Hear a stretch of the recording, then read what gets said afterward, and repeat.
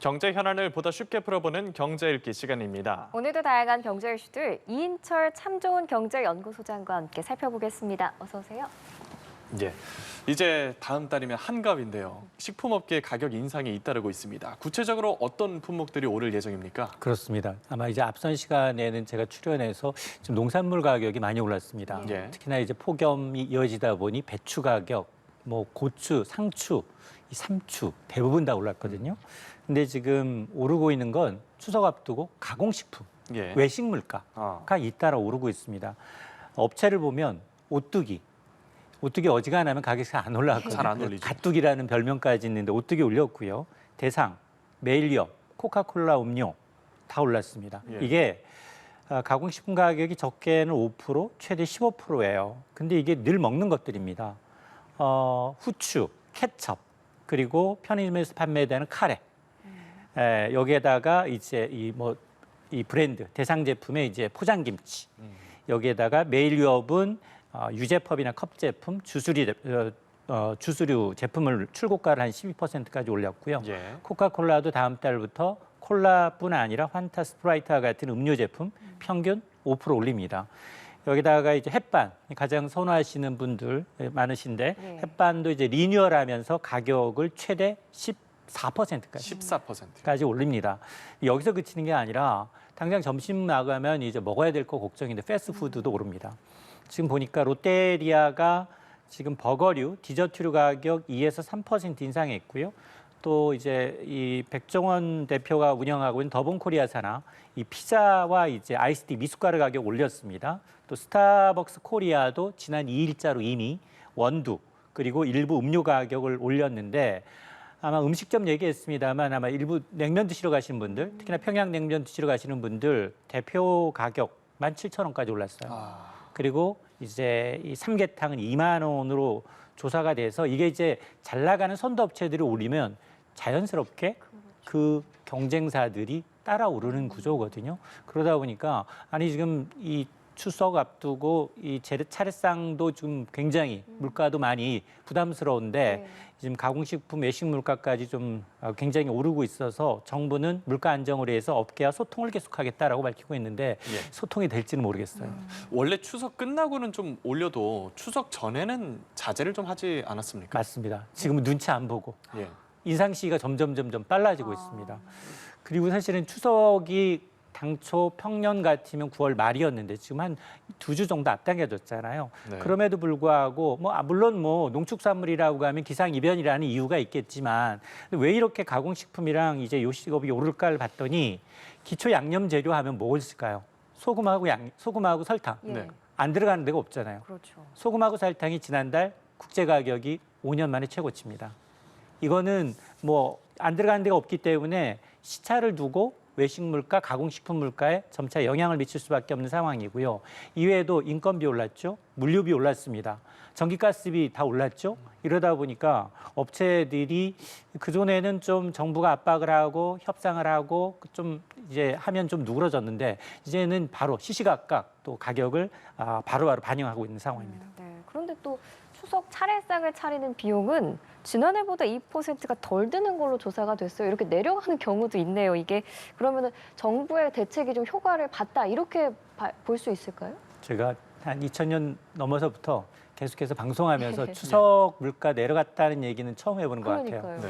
근데 이거는 통계 기관을 자세히 좀 보셔야 돼요. 어. 이 통계 기관은 한국물가정보조사입니다. 예. 근데 한 2주 정도 앞서서 소비자 물가 기관에서는 사실은 지난해보다 한 9% 정도 좀 부담 더 된다. 예. 올랐다라는 얘기도 있었거든요. 예. 그러니까 좀 가려서 들으면 좋을 것 같은데 어쨌든 이게 그러면 정부가 어제 이제 추석 물가 안정 대책 발표했잖아요. 최대 상속품 17만 톤 조기 예. 공급하고 할인하고 얘기했으니까 그 효과냐? 그 효과는 아니고 애플 효과다.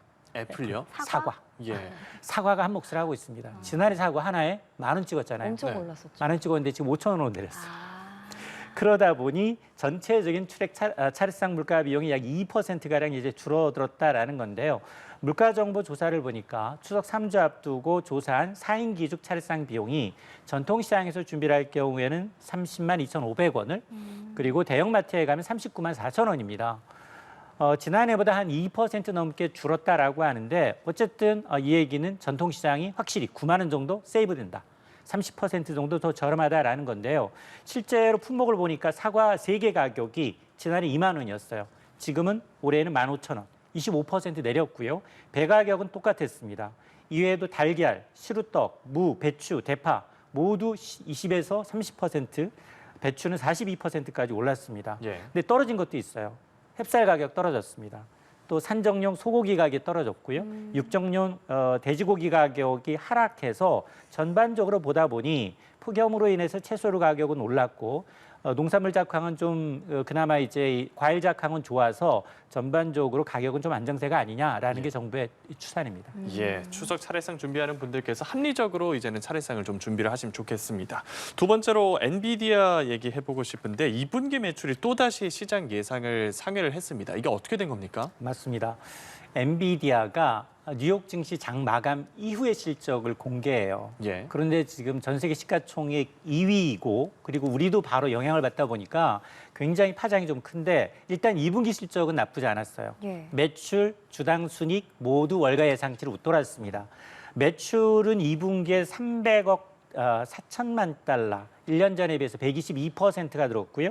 주당 순이익은 0.68달러, 68센트를 기록했는데 전문가들의 예상치 매출은 287억 달러, 주당 순이익은 64센트였으니까 이걸 상회했지만 향후 실적 전망도 나쁘지 않았습니다. 3분기 매출은 325억 달러에 이를 것으로 봐서 월가 전문가들의 전망치 317억 달러를 웃돌았는데 그럼에도 불구하고 주가가 본장에서도 빠졌고요. 예. 그리고 장 마감 이후에 본장에서 2%, 장마감 이후에 실적 예. 발표하니까 8% 빠졌다가 낙폭을 조금 줄이면서 6% 내외에서 지금 하락하고 있는 상황인데 이유가 뭐냐? 2분기 실적은 나쁘지 않았어. 근데 3분기 실적 전망을 보니 고객들의 이 기대치를 맞추지는 못했다. 높아진 기대치를 높이지는 못했다. 특히나 3분기 총 매출액 대비 이익률이 75% 정도로 지금 이 회사 측에서 예상을 했는데 시장의 기대치는 75.5%로 좀 더 높아져 있어서 예. 높아진 눈높이를 맞추지 못한 게 요인이었습니다. 그러면 말씀을 해주신 것처럼 엔비디아 2분기 실적이 올랐는데도 이 시간의 거래에서는 주가가 하락하는 현상을 보여줬잖아요. 그럼 다시 AI 거품론 부상하는 건가요? 사실은 엔비디아 주가가 올해만 160% 뛰었어요. 예. 여기에다가 시가총액 면에서 애플에 대해서 2위이고 S&P 500 지수의 비중이 500개 종목 가운데 이 엔비디아 종목만 6%예요. 그러니까 S&P 500 지수가 올해 한 30번 정도 넘게 사상 최고가를 갈아치웠는데 여기에 4분의 1 이상을 엔비디아가 기여를 하고 있습니다. 그 정도로 주가가 많이 올랐는데 역시 변수가 뭐냐? 지금 이 가장 중요한 건 이 블랙웰이라는 차세대 인공지능 칩입니다. 이게 제품 결함으로 석 달 정도 출시가 지연된다라고 하면서 굉장히 AI 거품론을 촉발했거든요. 그런데 오늘 젠순왕 이제 이 최고 경영자가 나와서 뭐라고 얘기했느냐? 기존의 인공지능 칩, 지금 잘 팔리고 있는 호퍼 칩도 여전히 수요가 견조하지만 4분기에 나오는 블랙웰도 양산에 들어간다라고 얘기를 했거든요.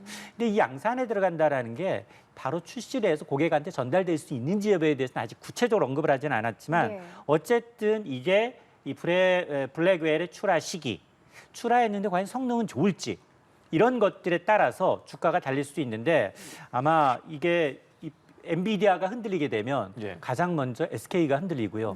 TSMC, 대만의 TSMC가 흔들리고요. 그 다음으로 가면 삼성전자도 흔들립니다. 그리고 우리나라 개인 투자자들 지난 27일 기준 가장 많은 이제 미국 주식 뭘 갖고 있느냐? 엔비디아 갖고 있어요. 서학개미들이 가장 서학개미들 무려 17조 원 갖고 있습니다. 그러니까 주가 떨어지면 우리나라 자산이 줄어드는 거예요. 예.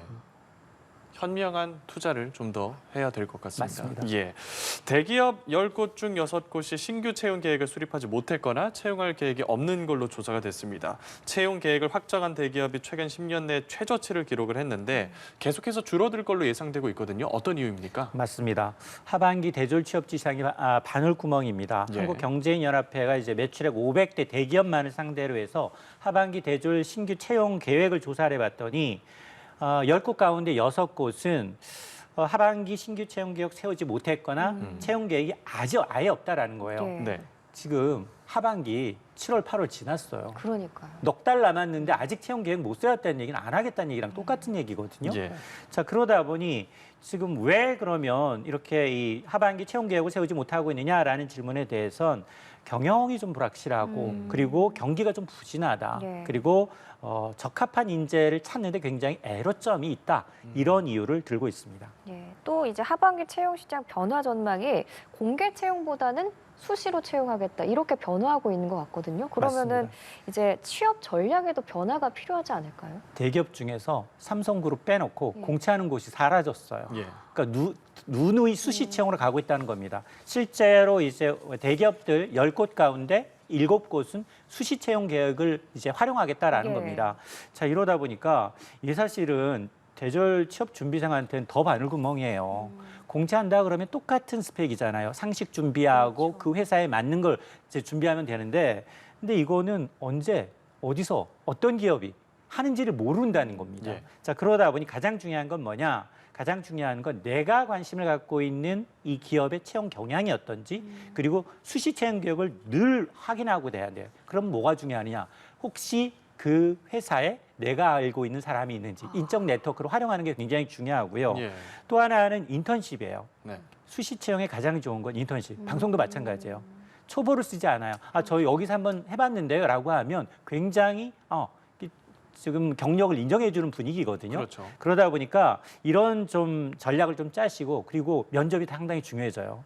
이게 받는 이제 이 공채가 아니다 보니 네. 이제 뭐 상식이나 이런 시험을 안 본다라고 한다면 면접 스킬이 굉장히 중요하니까 이런 걸 사전에 차곡차곡 준비를 해야 합니다. 예, 알겠습니다. 여기까지 이인철 참 좋은 경제연구소장과 함께 이야기 나눠봤습니다. 오늘 말씀 고맙습니다. 고맙습니다.